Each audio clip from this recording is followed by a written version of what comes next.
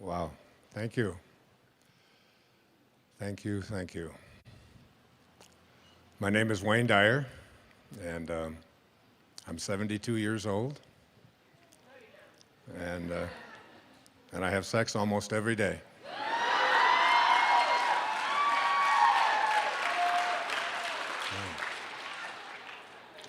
Almost on Monday, almost on Tuesday, almost. Anyway. That was Jack LaLanne's opening for 20 years until he was 94 years old. So I borrowed it from him. My mother passed away 2 days ago. And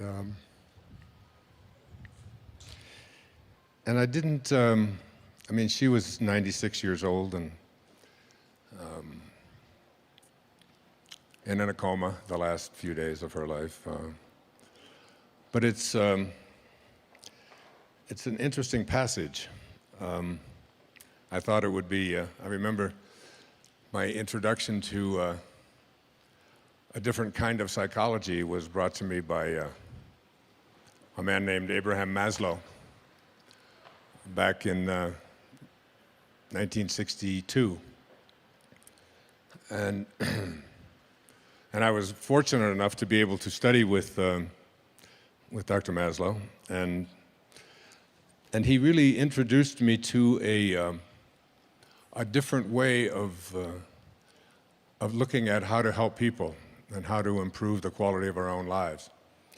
It was a turning point for me, and one of the things he spoke about were these people that he calls self-actualizing people, which, if you remember Maslow's pyramid and the hierarchy, and you go from your basic needs to the very top of the pyramid. The very top of the pyramid is something called self-actualization. And he described self-actualizing people. One of the flaws of self-actualizing people is that they get over death almost as if it didn't happen. They have an awareness within them that nothing dies, that everything that materializes, of course, changes form. But there is something. My teacher in India, his name was Swami Muktananda. Many of you have read, and he was asked the question, "What is real, Master? What is real?" And Muktananda said, "That is real, which never changes. Everything else is illusion." So I've been looking at, I've been thinking about Muktananda and thinking about Dr. Maslow, who passed away on the 7th of June, 1970. And that was the same day that I was walking across the stage in Detroit at Cobo Hall, receiving my PhD in almost the same hour. It was as if he had said to me, "I've explained this whole idea of self-actualization to the academic world. Now you explain it to the cab drivers and the school teachers and the nurses and the yoga students and everyone else." This whole idea that there is a higher place where each of us can reach right here while we're here. And I've been thinking about all of this since my mom left. And there's pictures of my mom all over my apartment on Maui.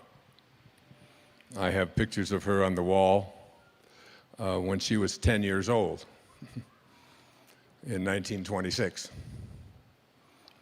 And another picture of her reading a poem that she wrote when she was 12 years old in 1928 about the election that year. Any of you remember the election that year?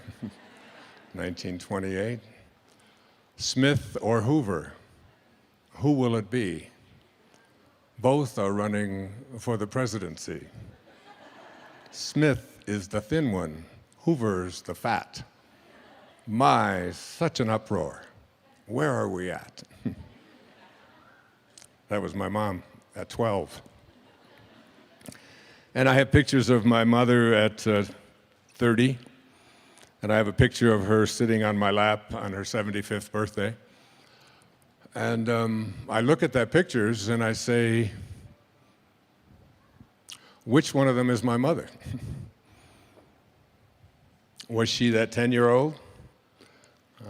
According to Muktananda, that is real, which never changes. And all of us are here in bodies that we believe is who we are.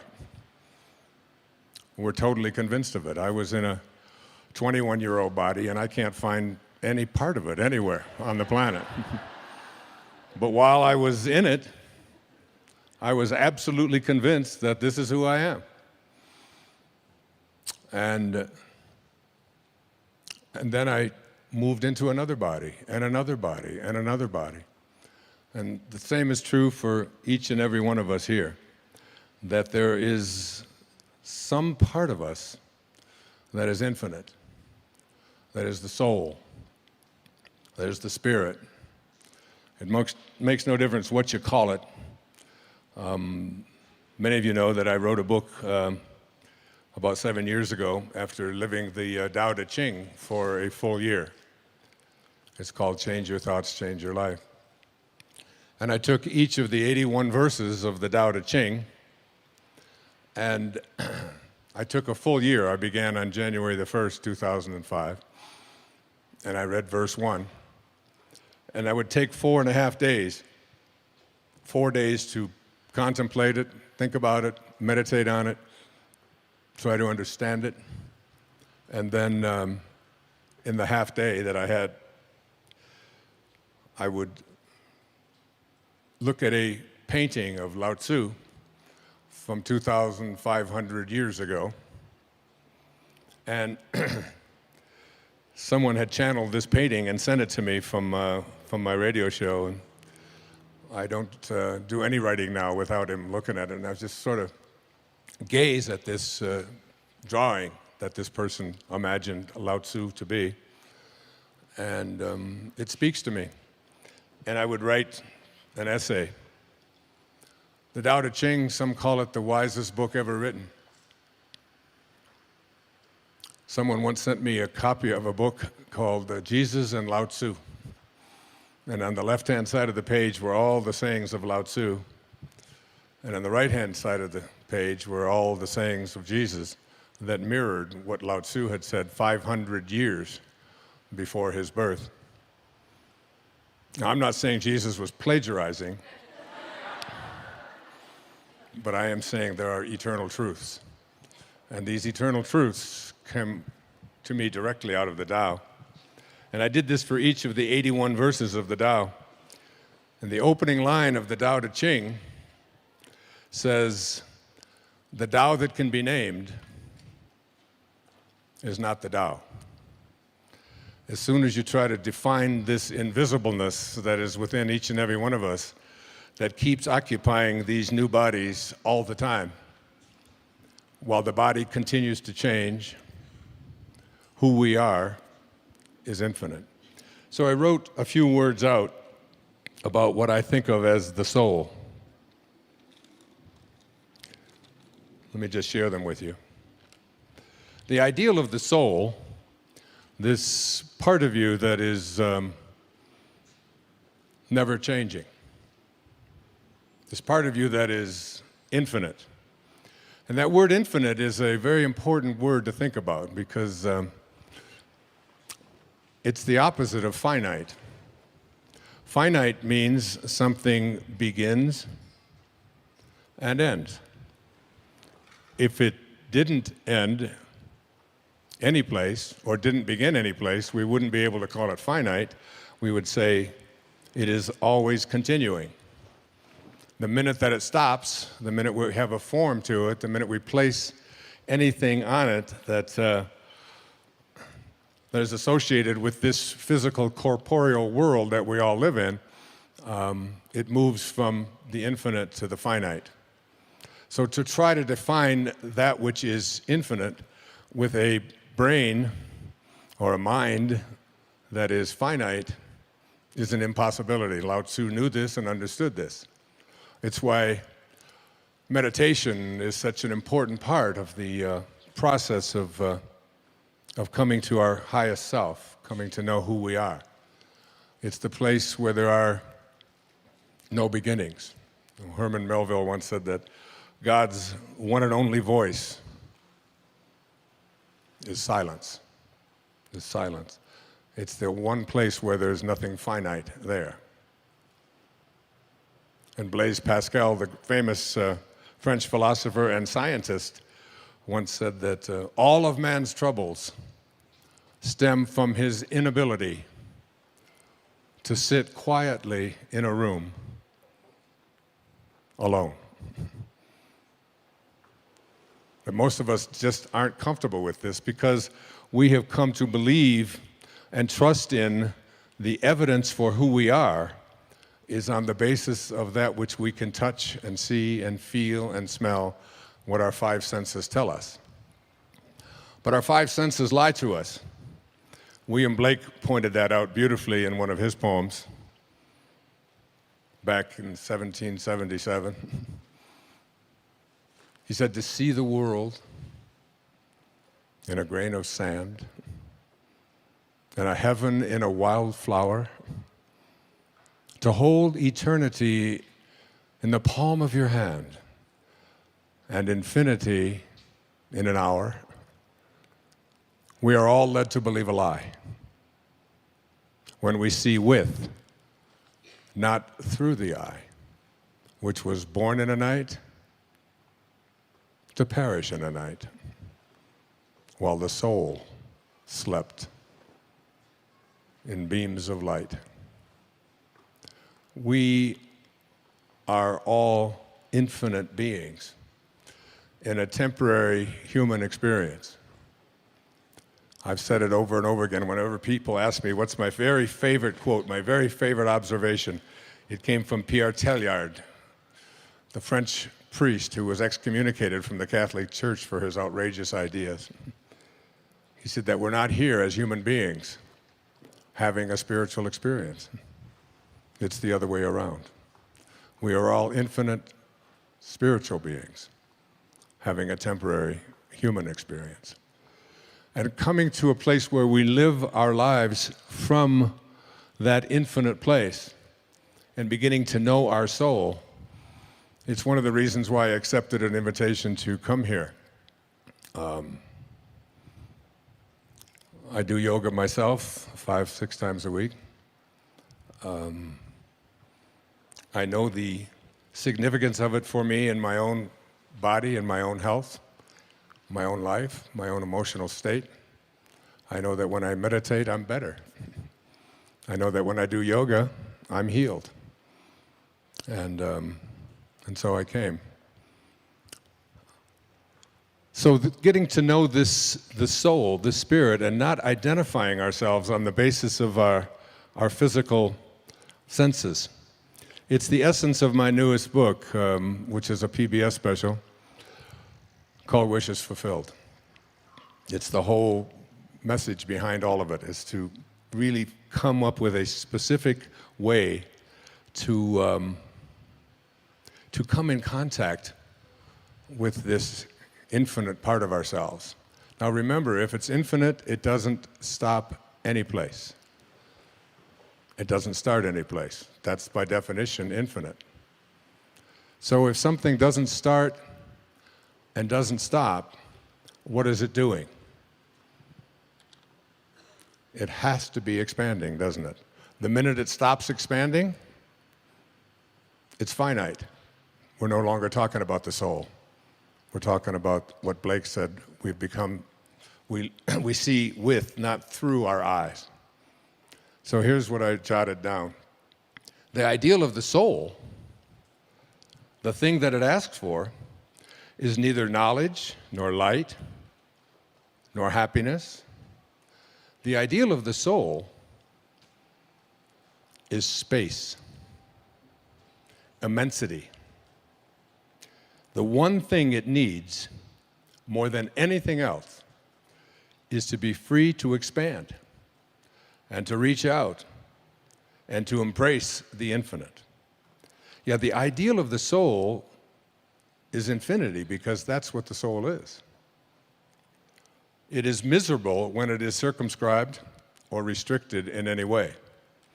Now, I have 8 children, 6 beautiful daughters and 2 sons. And one of the things that I know, I used to say that before I had children, I had 8 theories about how to raise children. And now I have 8 children and no theories. All right?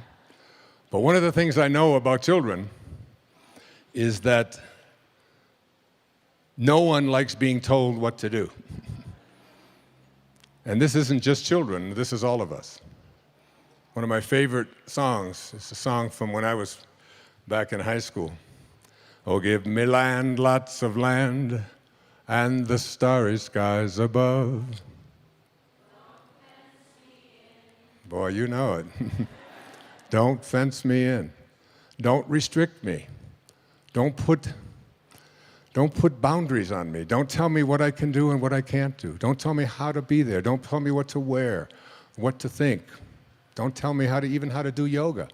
Don't tell me, I don't want to be told. This is the soul speaking, always. The soul is constantly having a desire to expand and grow. And anything or anyone that comes into your life that attempts to do that, you will find yourself fighting it and reaching back. Particularly will you find this in your yoga practice. Yoga, the word yoga means what? Union. Union with what?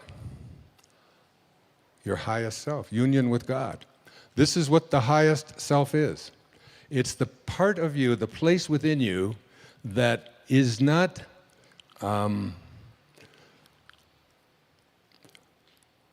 worshiping God.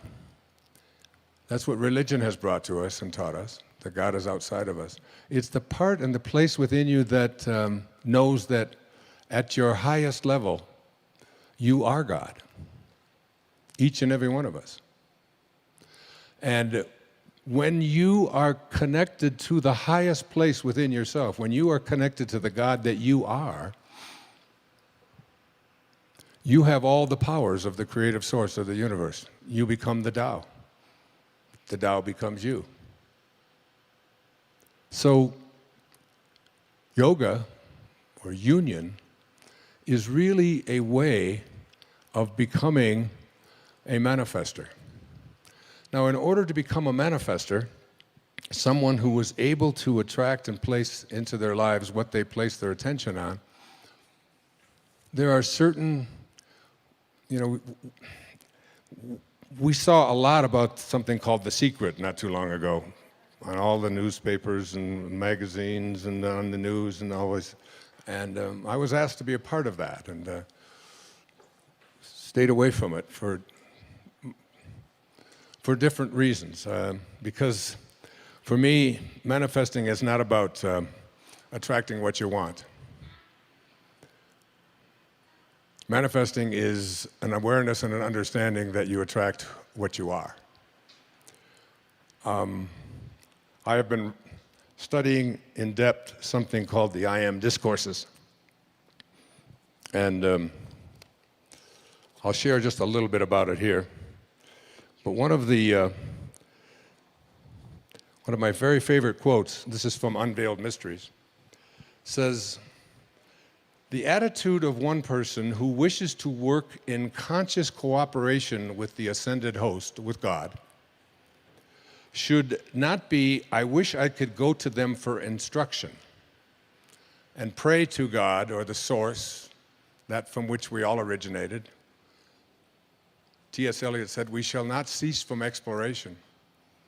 But at the end of all of our exploring, will be to return to the place from which we originated and to know it for the first time. Now, the poet was speaking about dying, leaving the body. I'm not. I think we can come to know that place from which we originated and live from it. And then the words that Jesus spoke to us in the book of John, that even the least among you can do all that I have done and even greater things. It was Jesus who said, when he was about to be stoned for blasphemy, and he said, "Why would you stone me?" And they said, "You blaspheme. You claim to be God. You are a man."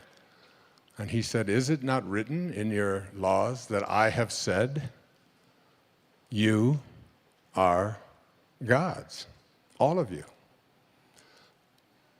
The infinite place within you that needs to expand and wants to grow, that which we call your life.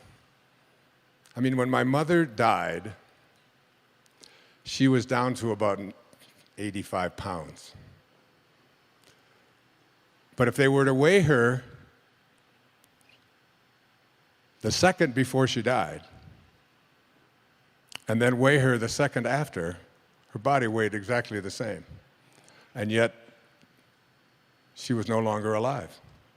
So her life, that what we call her life, is weightless.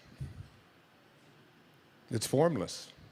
It has no beginning, it has no end. You can't weigh it. How can you weigh that which has no form? So your life, the thing that we call your life,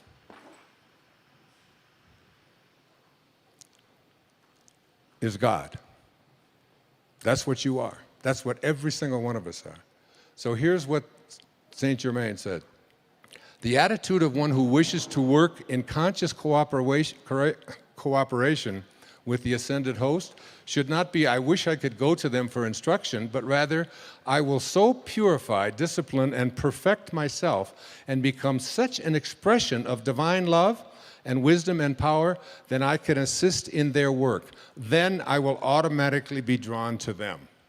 If you want to attract into your life what it is that you feel is missing, then what you have to do is to become like these great ascended masters. I honestly feel that I spent the first 10 years of my life in a series of foster homes and orphanages. My father walked out on his family and left my mother with 3 boys under the age of 4 when she was 23 years old. And so I had a great blessing in those earliest years of my life to be able to go within and discover something that I came here to teach, which is self-reliance. To learn how to rely upon ourselves.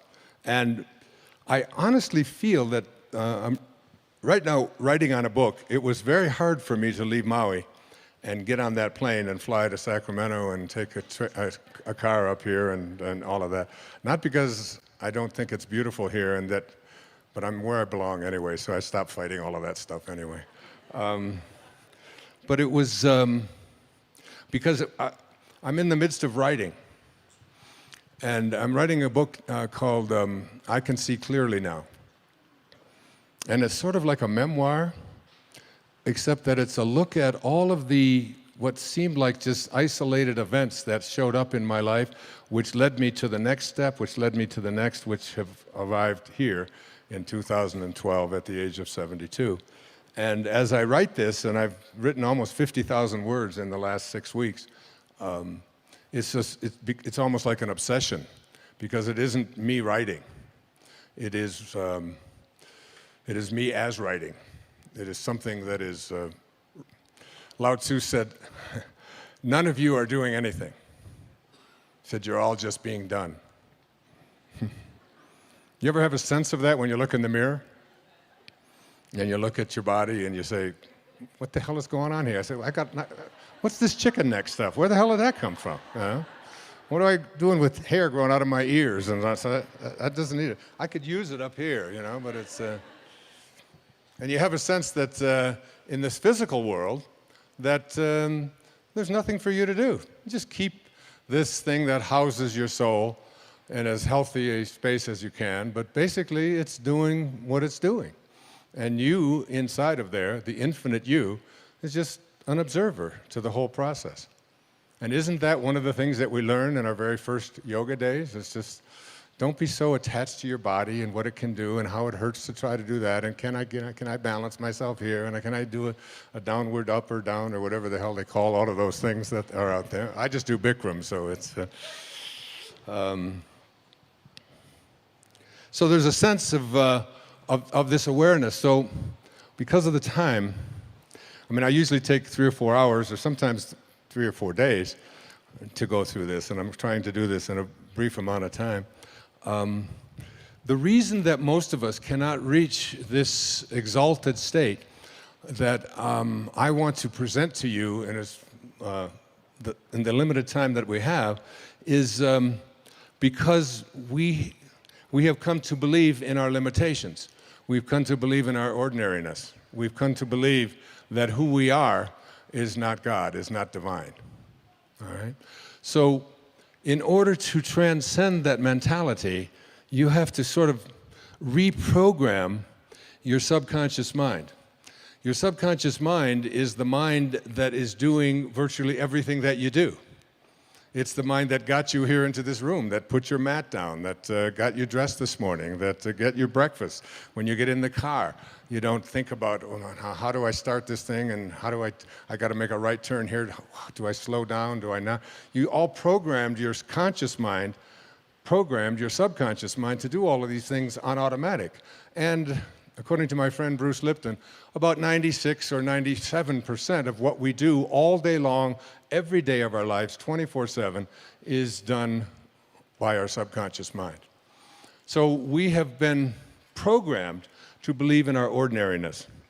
I don't know if you saw my most recent PBS special, but I opened it up with a little story from Portia Nelson, so I'll just share it here with you if you haven't seen it.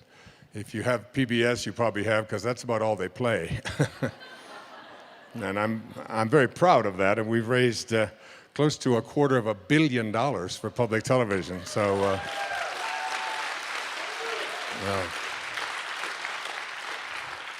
since 1999, it's been amazing. So this was something that Portia Nelson, who I knew, who passed away a few years back, 10 years back now. She lived up in Seattle.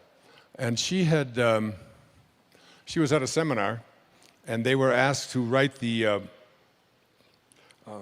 autobiography of their life in five verses, 5 chapters.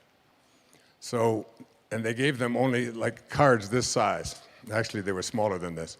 They were 3 by 5 cards. So write out chapter 1 of your life and just go to where you are today. And I remember doing this very same thing, but what she wrote was so brilliant that I asked her daughter if we could put it on public television, which I did on the most recent show, and we made a contribution to Portia's work. So this is what she wrote down in the chapter 5 of her life. Chapter 1, she said, I walk down the street. There's a deep hole in the sidewalk. I fall in. I'm lost. I'm helpless. It isn't my fault, and it takes forever to find a way out. Chapter 2 of my life. I walk down the same street. There's a deep hole in the sidewalk. I pretend I don't see it. I fall in again. I can't believe I'm in the same place. It isn't my fault. It still takes a long time for me to get out. Chapter 3 of my life. I walk down the same street. There's a deep hole in the sidewalk. I see it there. I still fall in. It's a habit. But my eyes are open. I know where I am, and it is my own fault, and I get out immediately. Chapter 4 of my life. I walk down the same street. There's a deep hole in the sidewalk. I walk around it. Chapter 5 of my life. Finally, I walked down another street. Isn't that great?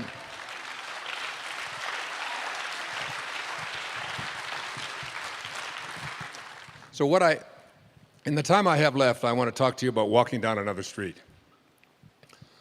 And this other street is a street in which you have an awareness that not only do you have a physical body, but you have come to believe that this physical body is who you are, and that you have locked yourself into these five senses and decided that whatever evidence they provide for you is how you identify and define your reality.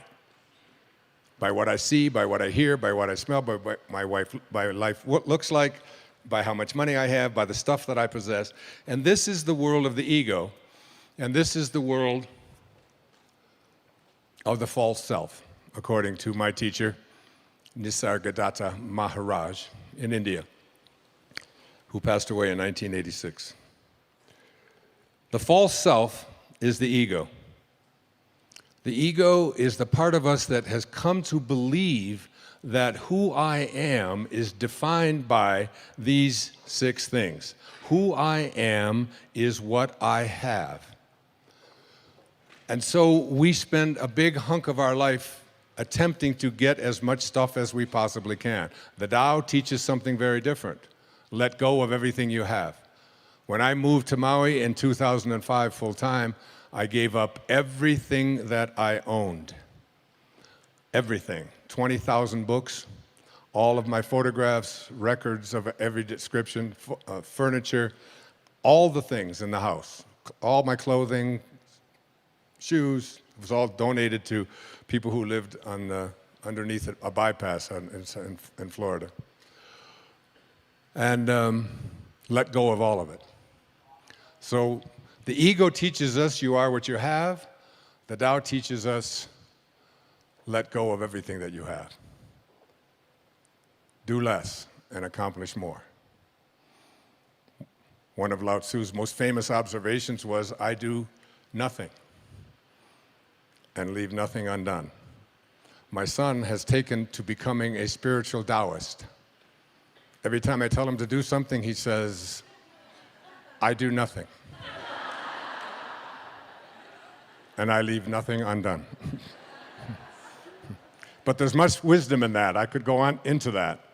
The second thing that the ego teaches us is that who I am is not only what I have, but who I am is what I do, what I accomplish.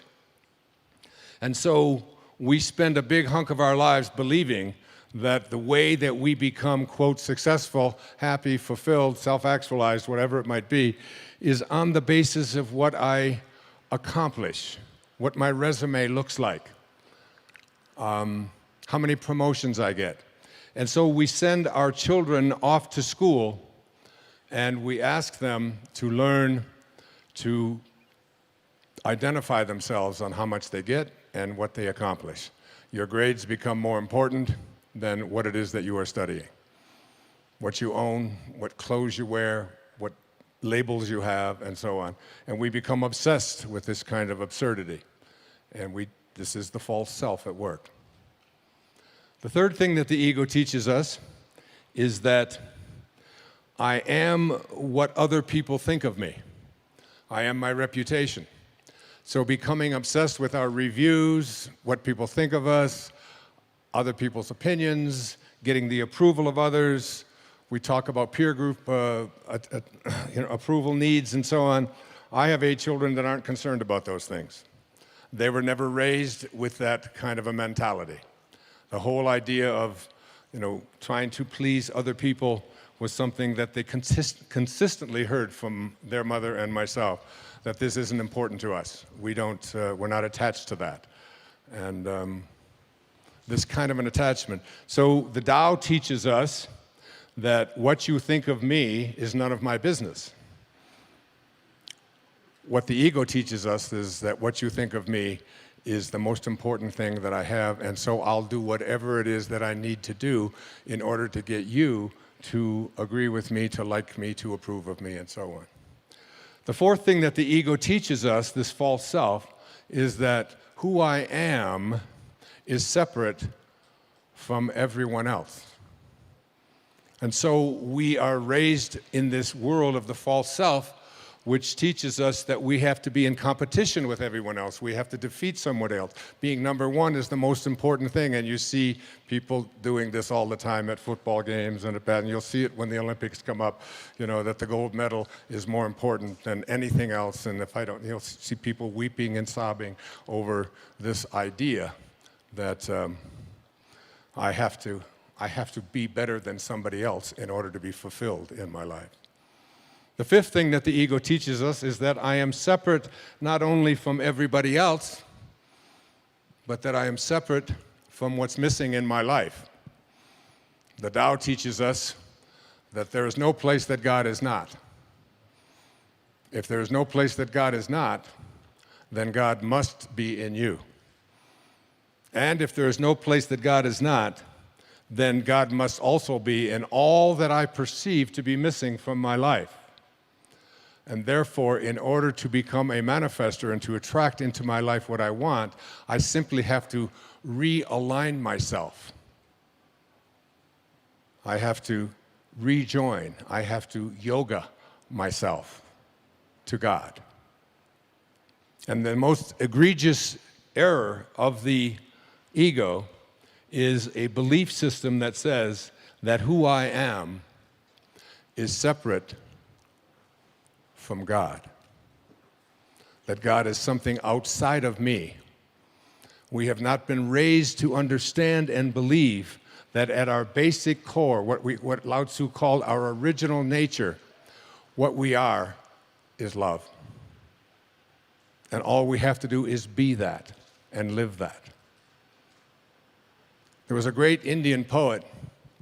His name was Rabindranath Tagore. And he received the Nobel Prize for Literature in 1913 for a collection of poetry called the Gitanjali. And in that poem, that long poem, 90-some verses, one of those verses says this. He's speaking of the ego. He said, I went out alone on my way to my tryst. But who is this me in the dark?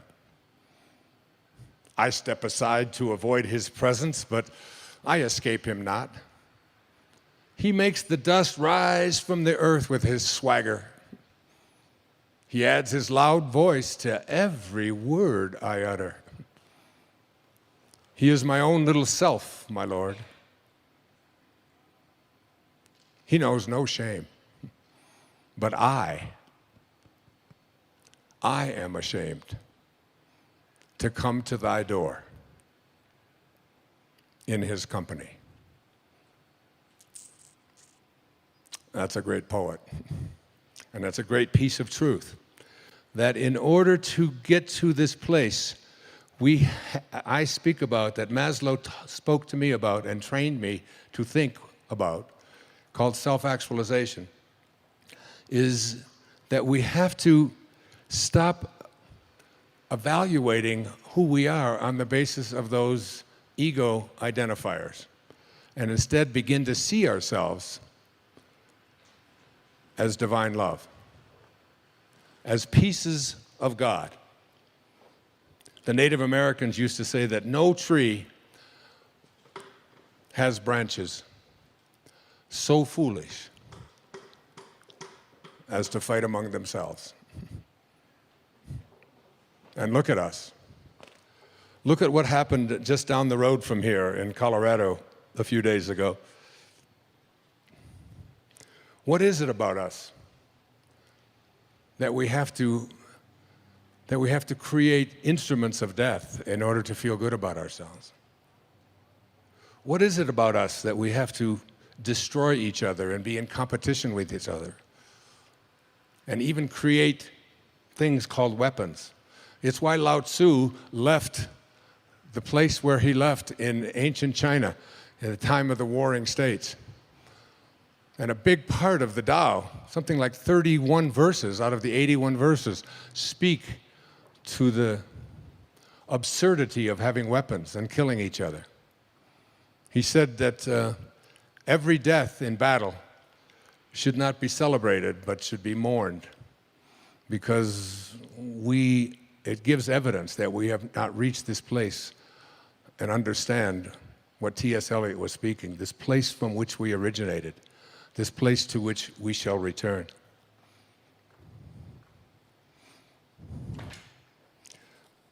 From A Course in Miracles, I jotted this down the other day. The memory of God comes to the quiet mind. It cannot come where there is conflict. A mind at war with itself remembers not eternal gentleness. What you remember is a part of you, for you must be as God created you. Let all this madness be undone for you, and return in peace to the remembrance of God, still shining in your quiet mind. Coming to know God, it's not about discovering something that resides outside of you. It's about remembering what's inside of you and living from that place. I don't believe that God is interested in us loving God. I believe God is interested in us loving each other and figuring out a way to do this regardless. And it's why I pray so hard for the idea that we will have people, especially in this election year, who will stand up and have the balls to say, it's time to stop making these weapons of mass destruction.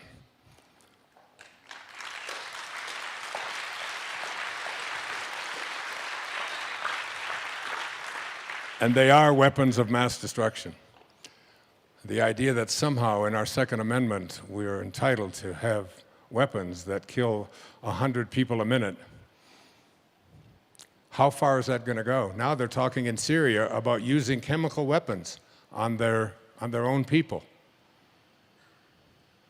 Does the Second Amendment provide for us, to all of us, if we want to use chemical weapons to protect ourselves? I mean, how far does this absurdity go? Anyway, that's my rant. I'll get off of that.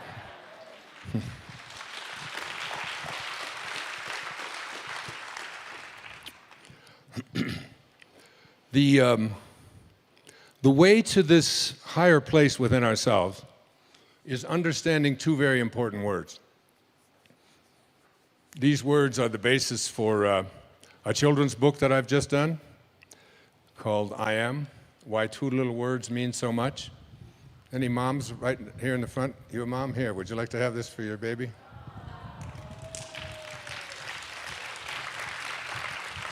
You're welcome. God bless you. Namaste. So, let me just take you back for a few moments here. Back before Lao Tzu. Now, Lao Tzu was here on this planet at the time of the Warring States in China in 500 BC, approximately the same time that the Bhagavad Gita was also being created in India, the Song of the Lord. 800 years, 8 centuries before that, 1,300 years before the birth of Christ, comes one of the most ancient, if not the most ancient spiritual texts extant on the planet today. It's called the Torah, the first 5 books of the Old Testament. In the second book of the Torah, Exodus, Moses is, well, you know the story of Moses, but if you don't, let me refresh you. At the time of Moses' birth, the Pharaoh, who had held so many of the Israelites captive and enslaved, had ordered that all male babies to be born from Israelite mothers, because he had heard that there was someone coming that could be a danger to his power. He ordered that all male babies be executed.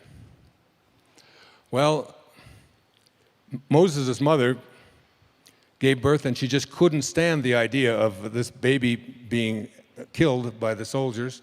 So she wrapped him up in a blanket and put him in a basket, must have been waterproof, and floated him down the Nile. Moses, this little baby, was discovered by a woman who captured him, picked him up, and fell so in love with him that she decided to raise him as her own.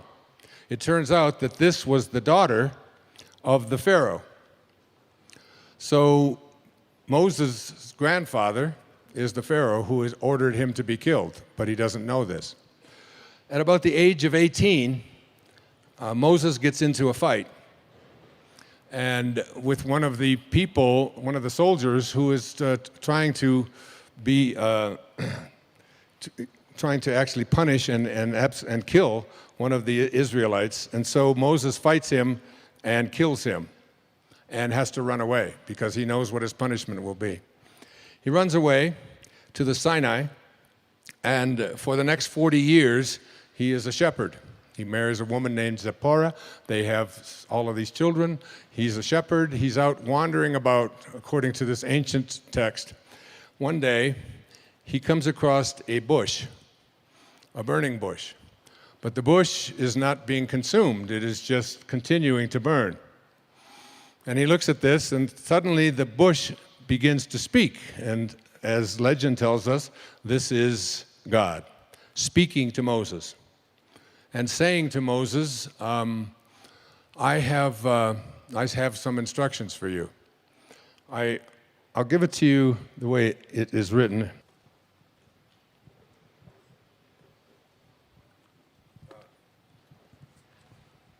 I just love this. So God calls out to Moses from this bush and says, Moses, Moses. And Moses responds with the words, here I am. These are the first words he speaks to God. Do not come closer, he said. Take your sandals off your feet, for the place where you are standing is holy ground. Then he continues, I am the God of your father, the God of Abraham, the God of Isaac, the God of Jacob. Moses hid his face because he was afraid to look at God. So God gives him this instruction. You are to go and free the people of Israel. So Moses says to God, who am I that I should go to Pharaoh and that I should bring the Israelites out of Egypt? He answered, I will certainly be with you, and this will be the sign to you that I have sent you. When you bring the people out of Egypt, you will all worship God at this mountain. Then Moses asked God, if I go to the Israelites and say to them, the God of your fathers has sent me to you, and they ask me, what is his name? What shall I tell them? Now, the only place in all the spiritual texts where God gives his name is right here in this passage. Same name that you have. God replies to Moses, I am that I am. This is what you are to say to the Israelites. I am has sent me to you. God also said to Moses, say this to the Israelites, Yahweh, the God of your fathers, the God of Abraham, and this is my name forever. This is how I am to be remembered in every generation to come, which is our generation. All right? So, the name of God is I am. That I am. Now, every time you use the name I am, you are using the name of God. How do you use this name? Do you say, I am sick? Many of you know that I have been diagnosed with leukemia. And I generally start out my talks by saying, I am well. I am perfect health. I am that. I am. That is my affirmation. That is how I live. That is how I breathe. That is how I believe. Now, in the book of Joel, there's a line that says, let the weak man say, I am strong. Now, what I want, one of the things that I want to leave you with here in the time that I have with you today is for you to become conscious of how you use this term, I am. I have a CD, along with my friend James Twyman, that is, what they did with this is, it comes from the Moses Code, which is a book I encourage you to look at, by James Twyman. And what they did is they took the sound in Hebrew of the letters that mean I am that I am. Supposedly this is what God said to Moses. And they have associated the sound with what those letters meant back 1,300 years before the birth of Christ, or 3,300 years ago, and come up with the sound. The sound is a meditation that I do every day. And what I recommend that you do, you want this, don't you? Oh, you have it? Oh, you have it, great. All right, you got it. So what I encourage you to do in terms of manifesting, before I get into the principles, is to take out a piece of paper sometime when you're at home, and it sounds like a silly thing to do, but I want you to do it. And I want you to write at the top of that page the word that, T-H-A-T, that, okay? And under that heading, whatever it is that you would like to attract or manifest into your life, I would like you to just write that down, all right? So if it's a job that you want, if it's a relationship that you want, if it's a healing that you want, if it's abundance that you want to attract into your life, whatever it is, just place it underneath that. And come to a place in your life where it is spoken about in the book of Romans, in the New Testament. He calls those things which do not exist as though they did. You must be able to get to this place in your life where you don't use the evidence of your senses, what your eyes tell you, what your ears tell you, what your stomach tells you, what you see written down, what the internet tells you. You want to be able to be in a place where you are living from the end as if what you would like to manifest is already there. To make a future dream, a present fact, you must assume the feeling of that wish as already being fulfilled. And the sounds that you will hear on track 2 and 3 of this meditation are the exact sounds of what those words were spoken back there 3,300 years ago. All I can say to you is that so many incredible miracles have manifested into my life since I began practicing this meditation. Who did I promise this to? Somebody? Yeah, there. Okay, stand up. Come on up. This is a gift to you. There you are. Enjoy it. God bless you. Yeah. So, this arrived in my home, about a year before I started writing Wishes Fulfilled. And it's called the I Am Discourses. The I Am Discourses are, I think, one of the great spiritual texts on the planet today. You can pick it up, especially Volume 3. It's published by the Saint Germain Press.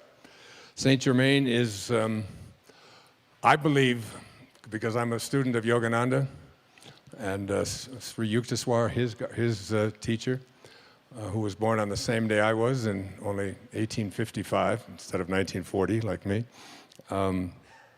And they speak about this saint that is capable, who always keeps a young body. His name is Babaji. How many have heard the name Babaji? Yeah, this is an audience. I don't have to ask that. Saint Germain is Babaji, in my opinion. This is someone who shows up in a young body. And when you read Ascended Masters Training, The Unveiled Mysteries, The Magic Presence, and the I Am Discourses, which I have read all of them and studied them before I actually channeled Wishes Fulfilled. But let me just share with you just something here at the very beginning of it. This I can do without glasses. Life, in all its activities, everywhere manifest, is God in action. Remember what I said earlier, the life in your body is weightless, and it is God. It is what you originated from, it is what you will return to. It is where my mom is right now. And it is only through lack of the understanding of applied thought and feeling that mankind is constantly interrupting the pure flow of that perfect essence of life, which would, without interference, naturally express its perfection everywhere. Saint Germain has come to me. I feel as if I have spoken to him. And one of the things that I know from Saint Germain, from Babaji, is that it's only 1 in a million people who spend any amount of their time giving thanks to the I Am presence that is your very essence, your being. Not giving thanks for all of the bounty that you have in your life and for your health and for all of the nice things, but to be in a state of gratitude for the awareness that who you are is this divine essence, this divine being. And when I do the meditation, one of the things that I say is I am in a state of continuous gratitude for the I am presence that speaks through my mouth and through my body and through my writing and so on. It's staying in constant contact with the awareness that there is something divine that is what I am. And every time I use this word, I am. The natural tendency of life is love, peace, beauty, harmony, and opulence. This, by the way, is what Lao Tzu said as well. For life cares not who uses it, but is constantly surging to pour more of its perfection into manifestation, always with that lifting process which is ever inherent within itself. I am is the activity of that life. How strange it is that students with sincere interest do not seem to get the true meaning of those two words. When you say and feel, I am, you release the spring of eternal, everlasting life to flow on its way unmolested. In other words, you open wide the door of its natural flow. When you say, I am not, you shut the door in the face of this mighty energy. I often tell my audiences, God didn't say when Moses asked, what is your name and who shall I say sent me? He didn't say, my name is I hope things work out for you. He said, my name is I am that I am. That meaning, when he says I am that, that was Nisargadatta's great autobiography, or biography, and a book that I have studied for 30 years now. And he was known as the I am guru in India. And these two words, I am, have so much power within them. I am is the full activity of God. Having placed before you so often the truth of God in action, I wish you to understand its first expression in individualization, in you, all right? The first expression of every individual everywhere in the universe, either spoken word, silent thought, or feeling, is I am, recognizing its own conquering divinity. The student, endeavoring to understand and apply these mighty yet simple laws, must stand guard more strictly over his thoughts and expression in word or otherwise. For every time you say, I am not, I cannot, I have not, you are, whether knowingly or unknowingly, throttling that great presence within you. So, could God say, I am depressed? Could God say, I am sad? Could God say, I am unhappy? I am miserable? Not possible.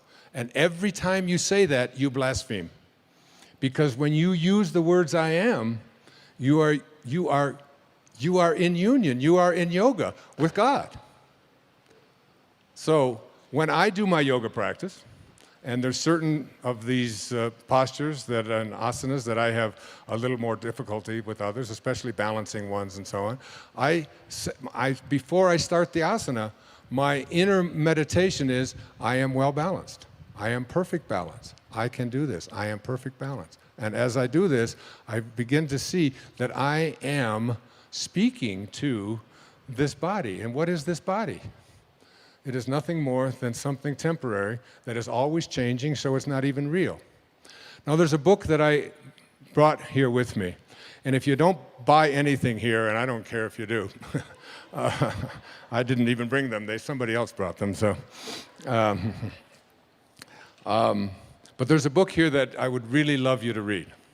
And if you haven't read it, I was blessed to be able to give this to my mom to read about 6 months before she passed on.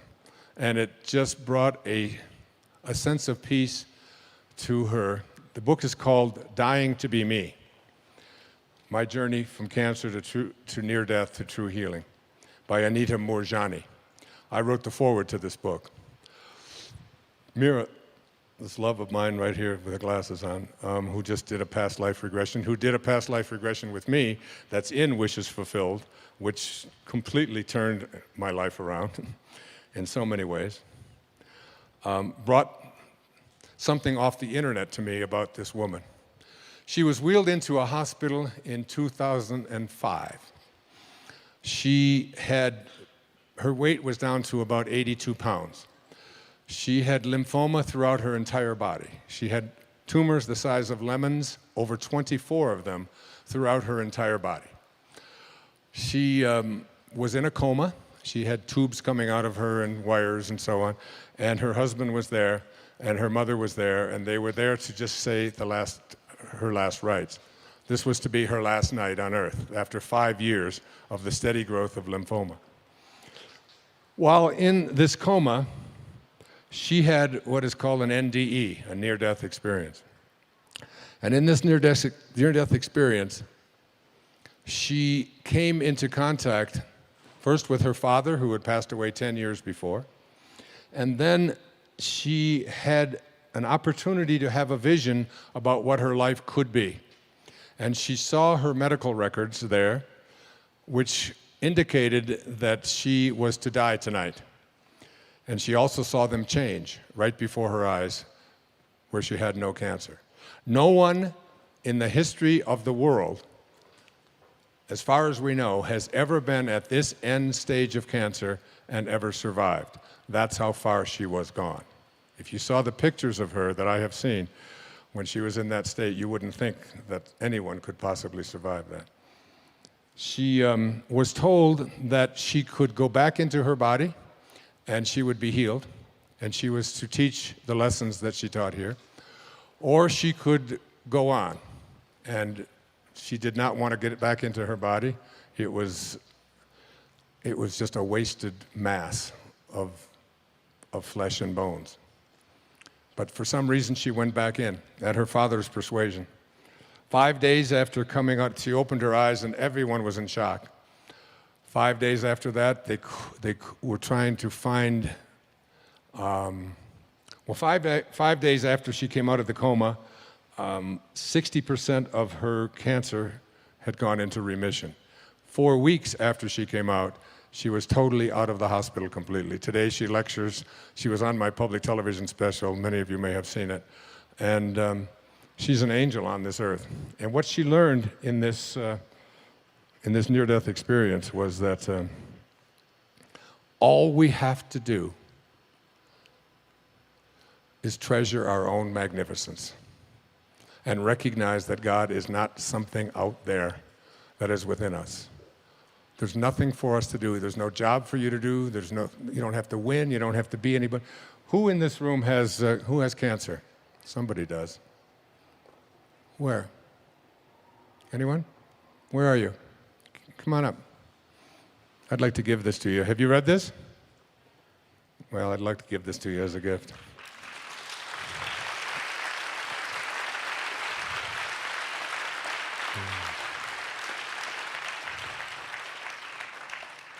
What is your name?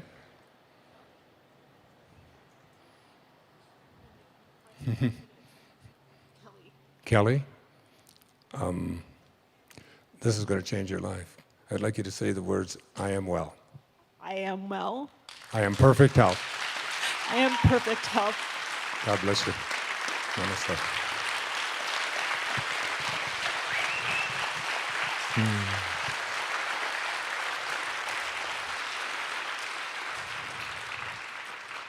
They have them in the back. It's a must read, especially if you have anybody who is in the position that my mom has been in for the last year or two, and or even has any kind of illness at all. Or as when I talked to Reed about publishing this book, I said, the potential audience for this is anyone who is ever going to die or knows anybody that is. And it's one of the most freeing, peaceful experiences to know that you're not here to accomplish anything. You're not here to be better than anybody else. You're not here to win. All you have to do is just love yourself. I mean, truly love how magnificent you are. And that's what I meant when Saint Germain spoke to me and said, it's all you have to do is spend 15 minutes being in a state of appreciation for the I Am presence that you are. Now, one of the things that the I Am discourse has taught that I was having trouble with this whole idea of manifesting is written on page 318. And I'd like to give this to you as we get ready to close. The student should constantly look within his human self and see what habits or creations are there that need to be plucked out and disposed of. For only by refusing to any longer allow habits of judging, condemning, and criticizing to exist can he be free. Are you hearing this? The true activity of the student is only to perfect his own world, and he cannot do it as long as he sees imperfection in the world of any of God's children. That includes the person who opened fire in Aurora. That includes Osama bin Laden. That includes Adolf Hitler. Any judgments that we have of judgment, criticism, and condemnation.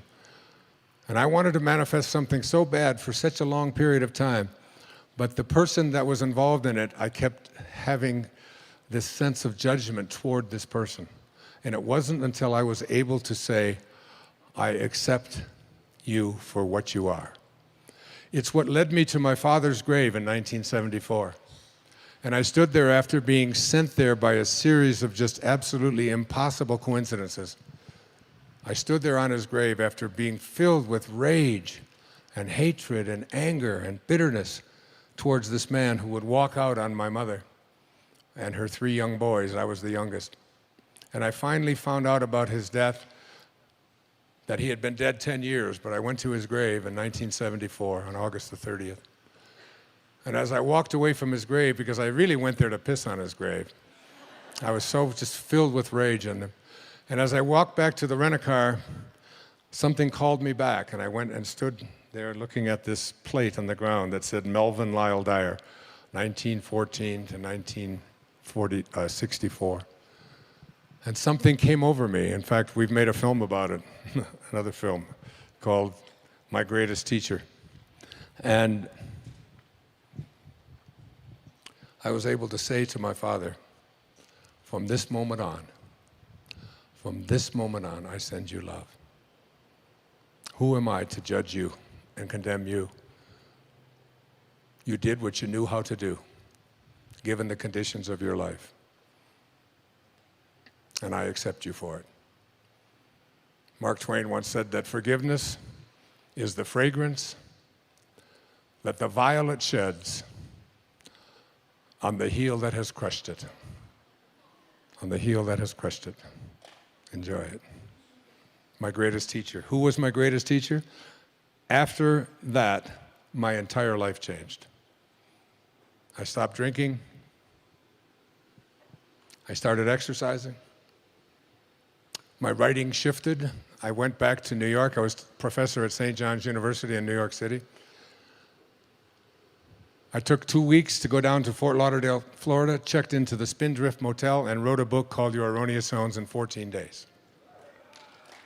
14 days. Today, there's close to 100 million copies in 47 languages around the world. And everything in my life after that shifted.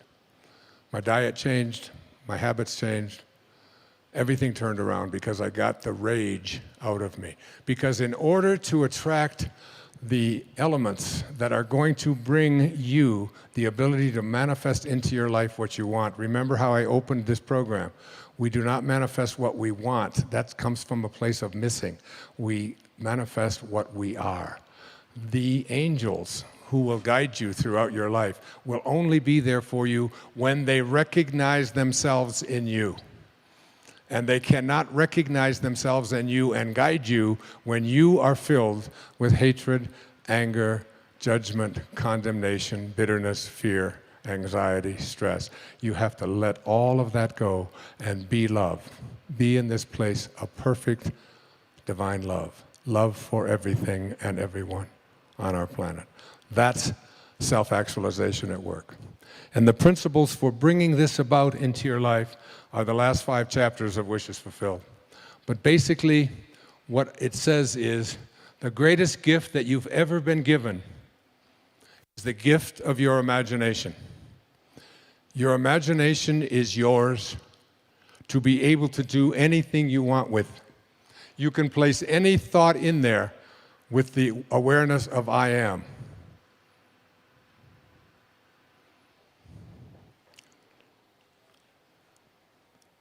There's a very famous poem about that moment of Moses speaking to God. It says, earth's crammed with heaven, and every burning bush afire with God. And those who truly know take off their sandals, while the rest sit round it and pick blackberries. It's your call. It's your call. So your imagination is the greatest gift that you've been given.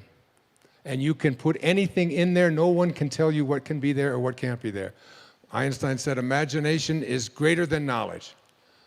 And he said, if you want your children to have a great imagination, read them fairy tales. If you want them to be even smarter, read them more fairy tales. That's why I've written 5 children's books with that very idea in mind. The second thing is that you have to learn to live from the end. Whatever you have placed into your imagination, you have to act as if it already were your reality, independent of what anything or anyone else says. When I was told that I had this diagnosis of leukemia, I can't tell you how many people sent me condolence letters and sent me information about this disease and how it was incurable, and unfortunately this. And fortunately, I was given by my children a wonderful gift. It's called an iPad. And it's got this wonderful feature in it. It's called Delete. And then there's another feature of it. It's called Trash, which is really great. I'd like to have a button like that on me at any time, so that anytime anybody brings any information to you, you just push the trash button. It even makes a little sound. It goes, whoop, hit delete, and it's gone. I had this little scar that you see right here on the right side of my face. There was a skin cancer thing there, and I was going to the dermatologist, and they were going to cut this thing out. And I had a woman stop me, and she said, that's really bad. I said, what? It's just a little red mark here, and they're going to just cut it out, and it'll be fine.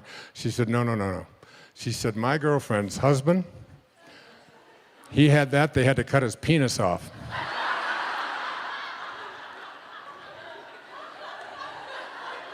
I said, just got a little red mark on my chin, and that couldn't possibly... Trash, right? You want to be very careful, because there's always people out there who are willing to send you messages about how terrible something is going to be. The third of these principles is the principle of, I call it, assuming the feeling of the wish fulfilled. You must be able to feel it, because every time that you feel something within your body, you give a instruction to your subconscious mind.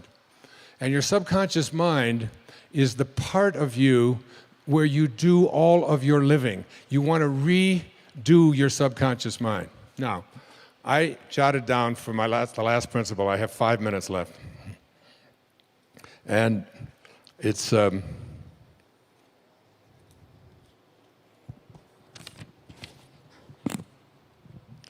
This is from the book of Job. Now, tonight, I'm going to give you guys such a gift. Tonight, and every night for the rest of your life, I want you to take the last 5 minutes before you go off to sleep and realize that you are about to program your subconscious mind. All right?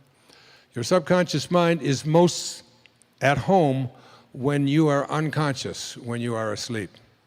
If you spend the last 5 minutes of your day, which so many people do, reviewing all of the things that you don't like, and all the things that didn't work out, and how terrible you feel, and who abused you, and who was mean to you, and who said this, and they did this, and you're constantly doing this kind of thing with your mind, then you are programming your subconscious mind that when you awaken, because you're now about to marinate for the next 8 hours in your subconscious mind.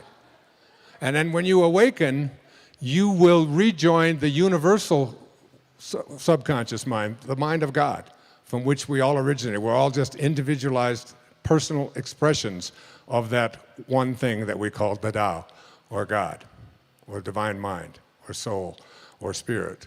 But the Tao that can be named is not the Tao. So you want to be real careful about how you program your subconscious mind. This is from the book of Job.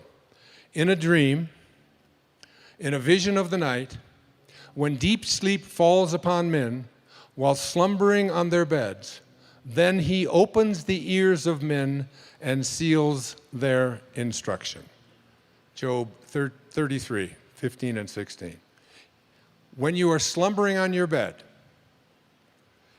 he opens your ears and seals your instruction. What you place into your subconscious mind as you are about to go into this deep slumber is all dependent upon what you do the last 3 or 4 or 5 minutes before you go off to sleep. You want to place into your imagination whatever you have placed into the I am that I spoke about earlier. I am well. I am content. I am peaceful. I am happy. I am prosperous. I am abundant. I am God. I am God. I am God. Because at the basic core, each and every one of us are just that. Okay, so we just have a couple of minutes left. I want to do just it's like if you just close your eyes and just listen to this meditation. It's from the book, 3 Magic Words. Here's what I'd like you to say to yourself at night. I know that I am pure spirit, that I always have been, and that I always will be. There is inside me a place of confidence and quietness and security where all things are known and understood. This is the universal mind, God, of which I am a part, and which responds to me as I ask of it. This universal mind knows the answer to all of my problems, and even now, the answers are speeding their way to me. I needn't struggle for them. I needn't worry or strive for them. When the time comes, the answers will be there. I give my problems to the great mind of God. I let go of them, confident that the correct answers will return to me when they are needed. Through the great law of attraction, everything in life that I need for my work and fulfillment will come to me. It is not necessary that I strain about this, only believe. For in the strength of my belief, my faith will make it so. I see the hand of divine intelligence all about me, in the flower, the tree, the brook, the meadow. I know that the intelligence that created all these things is in me and around me, and that I can call upon it for my slightest need. I know that my body is a manifestation of pure spirit, and that spirit is perfect. Therefore, my body is perfect also. I enjoy life, for each day brings a constant demonstration of the power and wonder of the universe and myself. I am confident, I am serene, I am sure. No matter what obstacle or undesirable circumstance crosses my path, I refuse to accept it, for it is nothing but illusion. there can be no obstacle or undesirable circumstance to the mind of God, which is in me, around me, and serves me now. This is the great lesson. Know this within you. When Herman Melville was writing Moby Dick, he wasn't writing about a man looking for a whale. He was writing about a man, Ahab, trying to find his higher self. He said these words, "For as this appalling ocean surrounds the verdant land, so in the soul of man lies one insular Tahiti, full of peace and joy, but encompassed by all of the horrors of the half-lived life." In every moment of your life as you leave here today, you have this choice. You can either be a host to God or a hostage to your ego. It's your call. Thank you. God bless you. Namaste. Thank you.